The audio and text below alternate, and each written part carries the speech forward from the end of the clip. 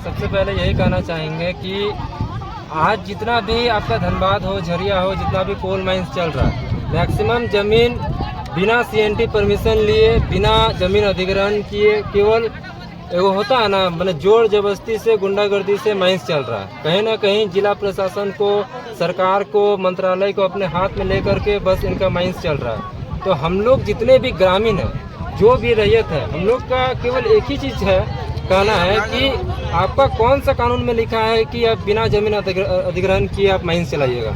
आपका झारखंड में CNT act लागू है, आपको कौन सा कानून परमिशन देता है कि आप सीएनटी सेक्शन 49 भूमि अधिग्रहण बिना किए ही आप यहाँ माइंस का काम करें।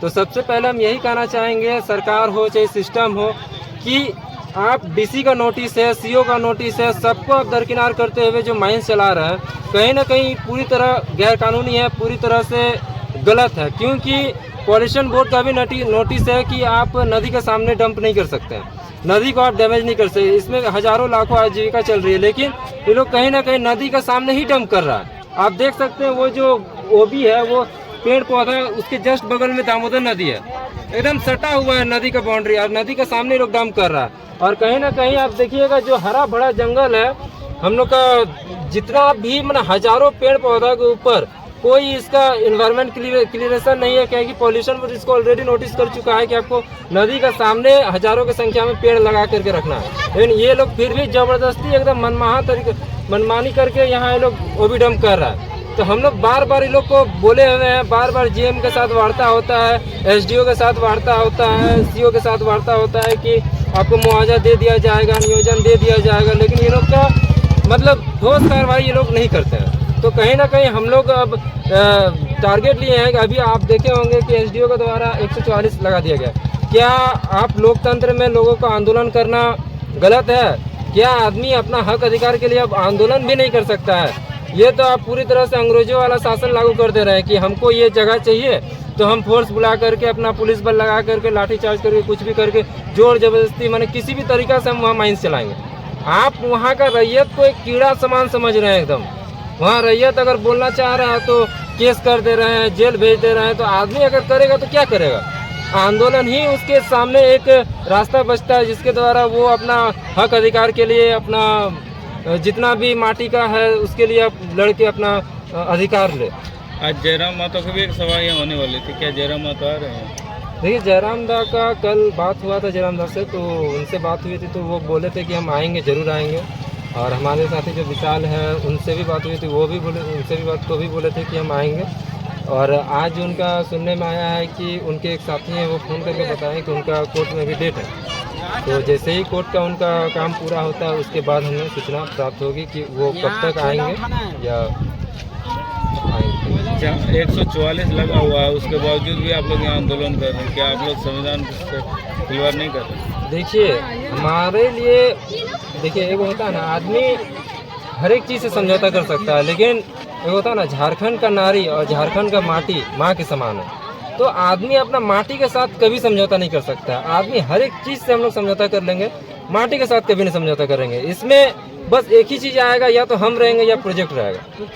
उसमें अभी हम लोग विधिवत, हम लोग अगर चाहते हैं तो हम लोग दबंगई तरीका से इसका गाड़ी है जो भी चल रहा है, हम लोग इसका क्या बोलते डैमेज भी कर सकते हैं। लेकिन हम लोग चाह रहे हैं प्रशासन को सूचना दे करके विधिवत हम लोग पूरी तरह संवैधानिक तरीका से बैठना चाह रहे हैं कि कहीं ना कहीं लोकतांत्रिक देश है, संवैधानिक देश है, आंदोलन के जरिए ही हम लोग अपना मांग को पूरा करेंगे।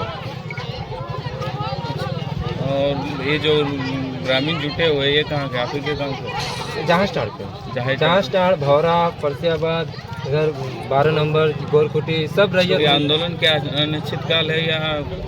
आंदोलन अनिश्चितकालीन आंदोलन है। इसमें जब तक हम लोग का मुआवजा नहीं मिलता है, जब तक हम लोग की जो मांगे हैं, भौरा 12 नंबर का विस्थापन है, और जहाँ स्टार के उधर जो डंप कर रहा है, ये लोग बिना अधिग्रहण किए ही। देखिए, पहले इनका 4A पैच प्रोजेक्ट चलता था, अब हाँ 3, सबसे पहले 3 फीट चला 15 में।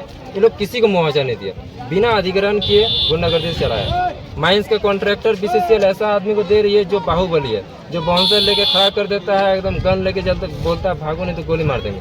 आप सुने होंगे यहाँ गोली कांड हुआ था तो पूरा हाइबा ये लोग का जितना भी है गाड़ी आग लगा दिया था। तो ये लोग पूरी तरह गुंडागर्दी से चाहता है कि ना मुआवजा देना, नियोजन देना, बस माइंस चलाना है, मतलब भारी मात्रा में कोयला निकालना है और अपना प्रॉफिट कमाना है। 3 फीट में ये लोग किसी को पेमेंट नहीं किया। 4A पैच में भी ये लोग किसी को, मतलब 4A पैच में केवल एक विश्वकर्मा का किया है, एक कमार का किया है और एक सुकु माझी किया।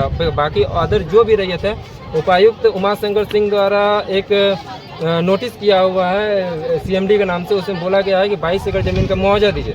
तो आप 4A पैच में मुआवजा नहीं दिए और उसके बाद आप 4A मेगा टेंडर स्टार्ट कर दिए। उधर जो उसका आ रहा है वो मेगा टेंडर में आता है, उसके बाद इधर ये पूरा भौरा बाजार ले रहेगा, पूरा आगे तक C2 पैच जाएगा। तो ये लोग केवल विस्तार पे विस्तार कर रहा है, प्रोजेक्ट पे प्रोजेक्ट चला रहा है, लेकिन किसी को मुआवजा नहीं दे रहा है, ना ही किसी का विस्थापन कर रहा है। अब right to fair compensation act में भी अगर देखने जाइएगा तो सबसे पहले आपको रिहेबिलिटेशन करना है, सबको जगह दीजिए, जैसा गांव बसा है वैसा गांव बसाइए। आप इस स्कूल देखिए, हम लोग के बगल में गुमन महतो स्कूल है, स्कूल को भी ये लोग विस्थापित नहीं किया। स्कूल को जहाँ शिफ्ट करना चाहिए अच्छा जगह में, अच्छा फैसिलिटी जो भी उसका भी प्रोविज़न देखिए। प्रोविज़न यही है, सबसे पहले आप स्कूल बसा रहे हैं तो रहती ज़मीन रजिस्ट्री करके जो भी रैयत है उसको पहले ज़मीन दीजिए, उसके बाद ज़मीन का मुआवजा दीजिए, उसके बाद जो होम वैल्यूएशन है होम वैल्यूएशन दीजिए, उसके बाद जितना भी आदमी वहाँ पीड़ित है, जो रोजगार उसका छीन जाएगा, कहीं ना कहीं आदमी है तो रोजगार से जुड़ा हुआ है, जो भी आदमी चाहे वो इंक्रोचर हो या रैयत हो, सबको ही यहाँ रोजगार से जुड़ा हुआ। तो आप वहाँ शिफ्ट कीजिएगा तो उसका रोजगार कहाँ जाएगा? तो कहीं ना कहीं उसको रोजगार देने के लिए भी एक BCCL का ही पॉलिसी है, उसमें वो लोग बोलता है 365 दिन तक हम भत्ता देंगे, बेरोजगारी भत्ता। तो ये लोग BCCL का पॉलिसी भी नहीं मानता है। BCCL का RNR पॉलिसी में स्पष्ट लिखा हुआ है कि वो लोग right to fair compensation act को फॉलो करेगा या उसकी मैनेजमेंट जो अपनी पॉलिसी रहती है बोर्ड का अनुसार वो लोग अपना माइंस आगे बढ़ाएगा। और वो लोग भी मैंने पॉलिसी का अनुसार भी है कि हम पहले अधिग्रहण करेंगे, फिर रिहेबिलिट करेंगे, फिर मुआवजा देने के बाद सारा रूल फॉलो करने के बाद हम माइंस को आगे बढ़ाएंगे। लेकिन कहीं ना कहीं ये लोग नियम को, कानून को, सब चीज़ को अनदेखा करके अभी लोधना एरिया का बहुत आ रहा था केस। लोधना एरिया में देखिए तो पूरी तरह बाहुबली से, पूरी तरह गुंडागर्दी से लोग माइंस चला रही है। और हम लोग चाहते हैं कि केवल ये भौरा का ही नहीं, आप देखे होंगे केंदवाड़ी हो या पुटकी हो, हर जगह केस आता है, भागाबांध हो, आपको पटिया हो, हर जगह ये लोग चाह रहा है कि हम प्रोजेक्ट स्टार्ट करें, मुआवजा किसी को देना नहीं है, बस गुंडागर्दी से माइंस चलाना है। तो जितना भी धनबाद के रैयत है सबको हम यही बोलना चाहेंगे कि अब अगर हम लोग एक होकर के नहीं लड़े तो ज़मीन तो देखिए हमारे पास बचा कुछ नहीं है। ज़मीन छीन जा रहा है, हमारा रोजगार छीन जा रहा है, हमारा जितना भी हम लोग के पास है घर द्वार अब ब्लास्टिंग से तोड़ दे रहे हैं हम लोग। हमारे पास बचा क्या है? बचने लायक कुछ रह नहीं गया है। अब हमारे पास एक ही चीज़ रहता है कि सर में कफन बांध के निकलिए, या आप रहिएगा या हम रहेंगे, या तो प्रोजेक्ट वाला रहेगा या BCCL रहेगा या हम रहेंगे।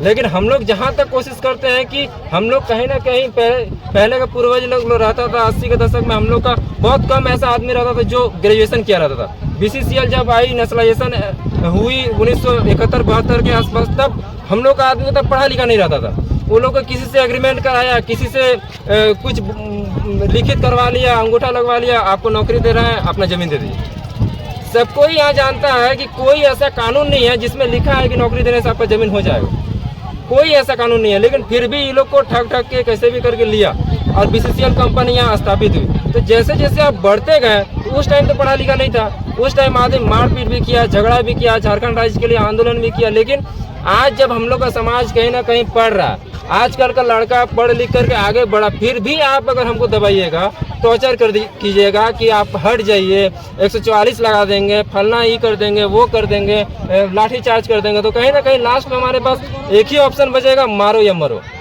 या तो आप रहिएगा या तो हम रहेंगे। काहे कि हम लोग कोल फील्ड का जितना भी रैयत है, एक तो कोल माफिया हो या रंगदार हो, यहाँ का माइंस का मालिक हो या BCCL कंपनी का दलाल हो या BCCL कंपनी का मैनेजर या कोई भी ऑफिसर हो, सबसे आदमी परेशान हो चुका है। लास्ट में अगर नहीं होता तो हम लोग का मारो या मरो एक ही चीज़ बचेगा। अभी हम लोग आंदोलन कर रहे हैं, आंदोलन से हमारा वीडियो अगर SDO सर देख रहे हैं, SSP सर देख रहे हैं, DC सर देख रहे हैं, तो उनसे एक ही चीज़ कहना चाहेंगे कि आप DC के यहाँ, CMD के यहाँ बैठक बुलाइए, हम लोग सब रैयत लोग जाएंगे और ऑन कैमरा, आप कोई ऑफिस में नहीं, कोई जगह नहीं, आप लिखित आप कीजिएगा तो ठीक, लिखित नहीं भी कीजिएगा तो ठीक, सब ब्लॉगर रहेगा, सब मीडिया वाला रहेगा, एकदम खुले मंच में आप वार्ता कीजिए और खुले मंच में बोलिए कि इतना दिन के अंदर आपको मुआवजा देंगे।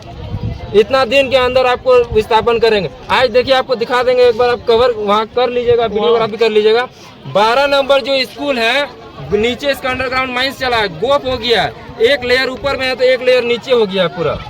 कब पूरा धंस के एक पूरा मोहल्ला 12 नंबर माइंस में घुस जाएगा, इसका कोई गारंटी नहीं है। गोप हो सके, गोप मतलब होता है कि एक एरिया पूरा धंस चुका है, नीचे पूरा खाई है। जिस तरह भूकंप होता है तो धरती फट जाती है ना, वैसा हो चुका है। आप लोग एक बार इतना डरावना है कि आदमी लोग रहता नहीं है। ब्लास्टिंग होता है तो घर से बाहर निकल जाता है रोड में। कभी भी यहाँ बहुत बड़ा घटना घट सकता है। आप जब एसडीओ का वो 144 वाला पढ़े होंगे तो उसमें स्पष्ट लिखा होगा कि ये भूदसान क्षेत्र है। तो आखिर इतना सिचुएशन गंभीर हुआ कैसे? आखिर कोल कंपनी क्या कर रही है? आप लोग को बस पैसा कमाना है। आप लोग का दिमाग में एक चीज भी नहीं है कि यहाँ आदमी घना आबादी रह रहा है तो इसको पहले विस्थापित करें, इसको सही जगह सेफ जगह बसाएं, यहाँ जो रैयत है उसको मुआवजा दें। जो भी रूल यहाँ 4 नंबर में जो भी रैयत का विस्थापन हुआ अभी तक वो लोग को मुआवजा नहीं मिला है। अभी तक वो लोग को अब रिहेबिलिट नहीं किए, जो प्रोविजन बनता है वो आप फॉलो नहीं कर रहे हैं। तो बस आपको केवल कोयला चाहिए, गुंडागर्दी से माइंस चलाना है, तो हम लोग कब तक बर्दाश्त करें? ये हमारा पहला आंदोलन नहीं है, दूसरा आंदोलन नहीं है। आपको लिखित पे लिखित, एग्रीमेंट पे एग्रीमेंट, इतना एग्रीमेंट दिखा देंगे एसडीओ के साथ, सीओ के साथ, जीएम के साथ, प्रोजेक्ट ऑफिसर के साथ, सबके साथ एग्रीमेंट है। ये लोग 1 साल के लिए रहेगा, ट्रांसफर हो जाएगा, फिर दूसरा जीएम आएगा, अरे हम तो नया है। फिर दूसरा एसडीओ आएगा, अरे हम तो नया है, इस बार मेरे ऊपर भरोसा कर लीजिए। फिर दूसरा सीओ आएगा, इस बार मेरे ऊपर भरोसा कर लीजिए, हम मुआवजा दिलवा देंगे। फिर दूसरा डीसी सर आएंगे, डीसी सर भी यही बोलेंगे, अरे मेरे ऊपर भरोसा कीजिए। आखिर किनके ऊपर भरोसा करेंगे? सीएमडी भी चेंज होते रहते हैं, जीएम भी चेंज होते रहते हैं। पहले देखिए एक बार साहस सर थे, वो बोले कि आपको किसी हाल में दिलाएंगे। फिर सिद्धार्थ दास आए, वो भी बोले कि अच्छा कर देंगे। फिर अभी कोई चक्रवर्ती आए, तो मैंने हम लोग केवल झेलते रहे। आप प्रॉफिट कमाते रहिएगा, आपका पेट भरते रहेगा। जो जमीन का मालिक है, जिसका जमीन से कोयला निकल रहा है, वो भूखे मरे। हम लोग केवल भीख मांगने के लिए बने हैं। आप ऐसा नहीं चलने देंगे। हम लोग का सीधा सिस्टम है, मुआवजा दीजिए। आप एसडीओ सर खुद लिख के दिए, यही एसडीओ थे प्रेम कुमार तिवारी, ये खुद लिख के दिए इनका जो जमीन का मुआवजा था 10 से 15 दिन के अंदर नौकरी और मुआवजा देंगे। क्यों नहीं मिला नौकरी मुआवजा? आप पौधु महतो को बोले कि हम करके देंगे, क्यों नहीं मिला? आपको 2 नोटिस आया था। एक नोटिस में लिखा था कि आप यहाँ जो आएंगे सबका नंबर नोट किया जाएगा, और दूसरा नोटिस में आया है कि अब ये भूदसान क्षेत्र है, जबकि माइंस कितना भारी भरकम गाड़ी चलते तो उसके लिए कुछ नहीं यार। या जब क्या बोलते हैं आप, जितना मतलब रहती है आप यहाँ जो सभा करना चाहते हैं उसमें बोल रहे हैं कि भूदसान क्षेत्र है, मतलब ये रवैया कुछ समझ में नहीं आ रहा है। अब इसमें क्या कहेंगे? वही तो बात है, वही तो। जब यहाँ सरकार के लिए जब काम होता है, जब यहाँ बड़ा बड़ा कॉन्ट्रैक्टर, बड़ा बड़ा बिल्डर, बड़ा बड़ा माने ठेकेदार लोग यहाँ काम करेगा, उनके लिए रूल रेगुलेशन नहीं है, सब लीगल है, तब सब लीगल है। उनके लिए प्रोजेक्ट जब चल रहा है वहाँ 144 लागू नहीं हो रहा है। भूदसान क्षेत्र उनके लिए नहीं है। उनके लिए ये जब यही 2-3 दिन पहले घटना यहाँ का जो आपको दिख रहा है, वो भी धस के नीचे घुस गया था।